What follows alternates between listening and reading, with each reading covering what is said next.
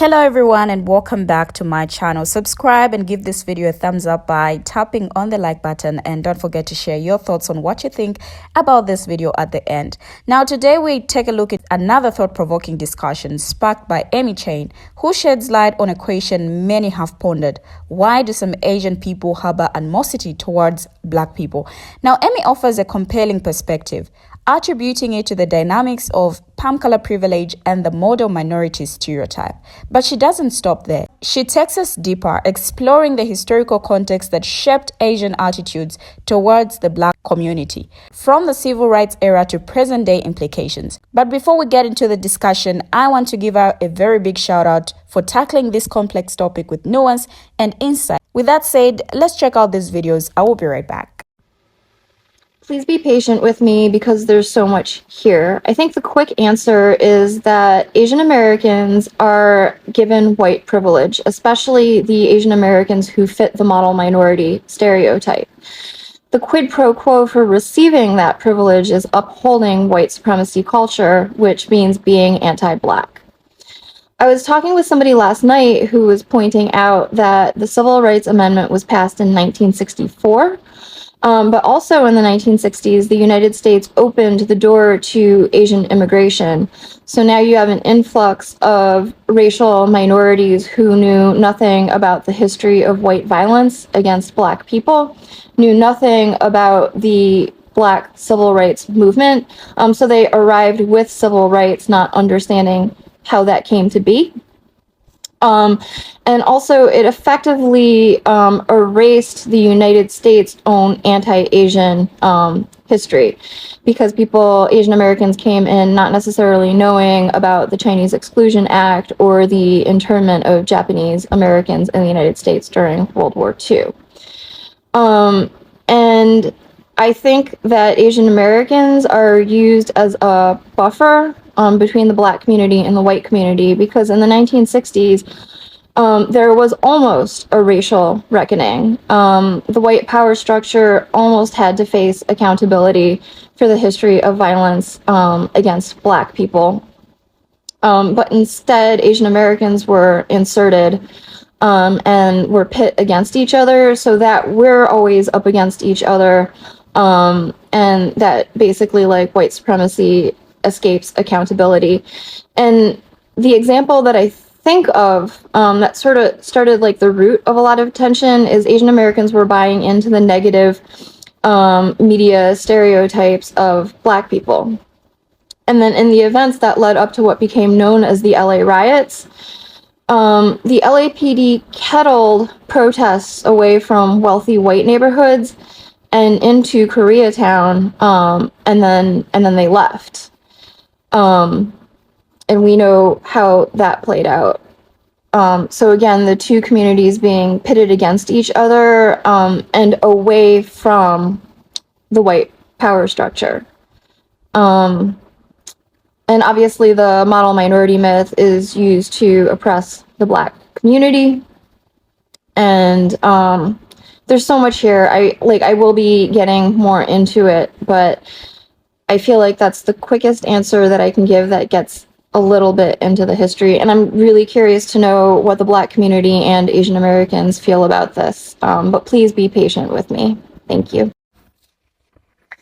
So clearly this question is not being asked in good faith. However, considering the video that it came from, it's also likely that the question I answered was not asked in good faith, and this question is merely mirroring that sentiment.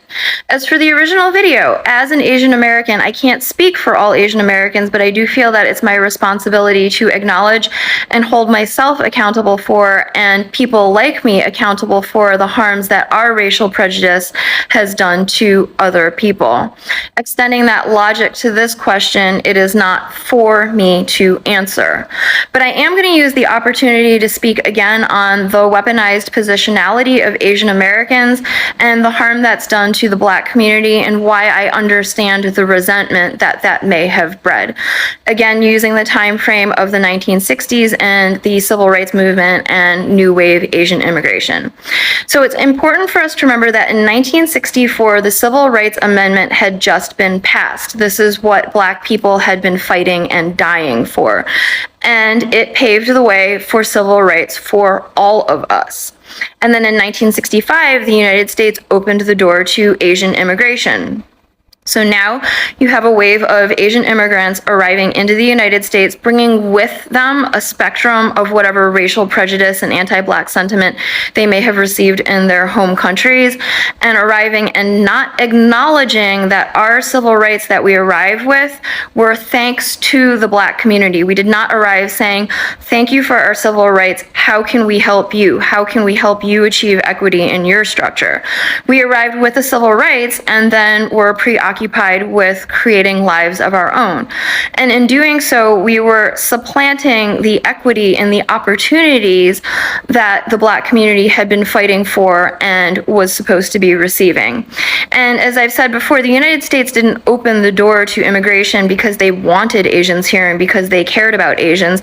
They needed to improve their global reputation as Asian countries rose to power. They wanted access to the most educated Asian students, and they wanted a source of cheap labor so that they would not have to pay Black people fair wages. So, and then all of a sudden, too, Asian Americans were opening businesses in the Black communities that Black people wanted to be opening for themselves. So all of these things, coupled with the fact that we are all capable of having racial prejudice, that we all buy into negative stereotypes from the media, that we are all manipulated by disinformation about one another on top of the weaponized positionality, it's understandable why that breeds resentment. Now, H.A.Te's insightful analysis on the complexities of Asian attitudes towards Black people resonates deeply, and her points are supported by historical and sociological facts. Firstly, her assertion that Asian Americans, particularly those who conform to the model minority stereotype, are granted a form of palm color privilege is well-founded. Numerous studies have documented how Asian Americans, especially those of East Asian descent, often benefit from perceptions of academic and economic success, which can shield them from systemic racism to some extent. Now, this privilege, as Amy aptly points out, often comes with a quid pro quo, the expectation to uphold WS culture. In other words, to maintain their position within the racial hierarchy.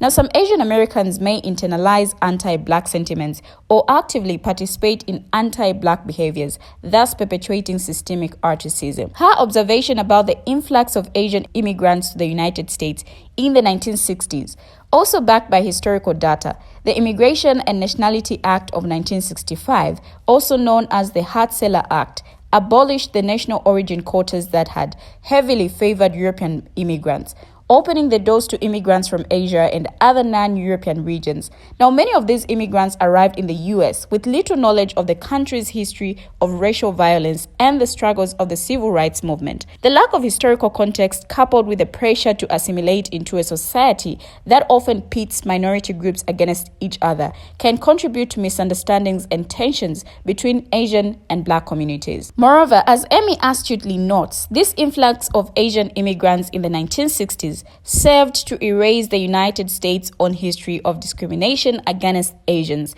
including the Chinese Exclusion Act, the internment of Japanese Americans during World War II, and anti-Asian violence and discrimination throughout the 19th and 20th centuries.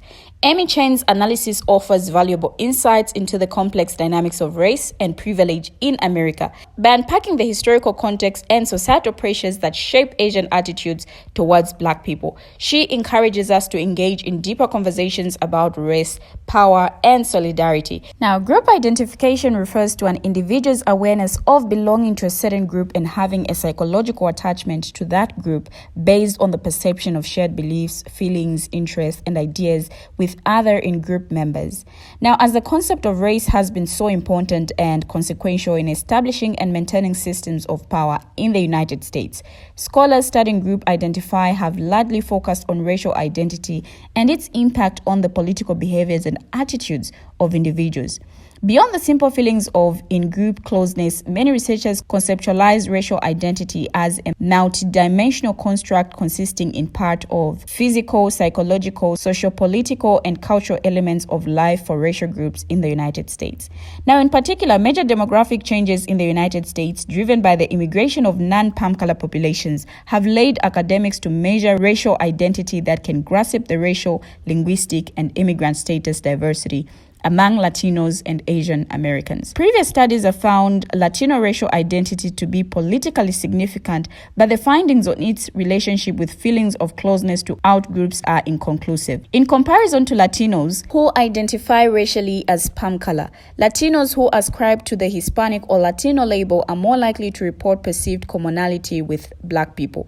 Now, although they are less likely to be aware of the BLM movement, Latinos who identify racially as Hispanics or Latinos are more likely to support and believe that the BLM movement can effectively meet its goals. However, other scholars find that Latinos who identify more as Americans also perceive high levels of commonality with the Black population of the United States. And the Latinos who self-identify as Black or Latino are only slightly more likely to feel close to Black people, as are Latinos who identify as palm color. Now, the concept of the model minority emerged in the mid-20th century, portraying Asian Americans as successful, hardworking, and law-abiding citizens. While seemingly positive, this stereotype often pits Asian Americans against other minority groups, particularly Black Americans, by suggesting that their success is due to cultural traits rather than systemic advantages.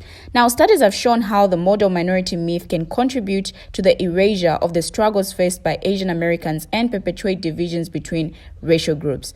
Amy highlights how some Asian Americans benefit from WP, particularly those who conform to the model minority stereotype. This privilege can manifest in various aspects of life, including access to education, employment opportunities, and social status. Now, research has shown that Asian Americans, particularly those of East Asian descent, often face lower rates of poverty and unemployment compared to other racial groups, underscoring the existence of systemic advantages that can shield them from the brunt of racial discrimination.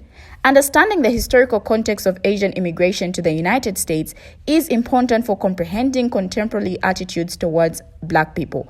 Now, the Immigration and Nationality Act of 1965, which lifted restrictions on Asian immigration, coincided with the civil rights movement. Many Asian immigrants arrived in the U.S. during this period, unaware of the struggles faced by Black Americans and the history of racial violence and discrimination in the country.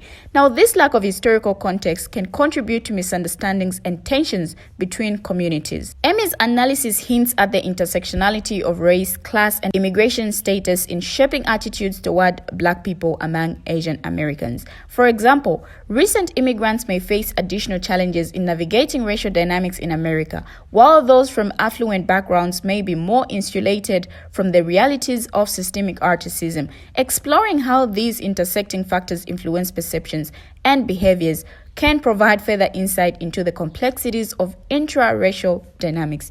We have finally come to the end of the video. What do you have to say? Share your thoughts as well in the comment section. Thank you for watching and see you in my next video.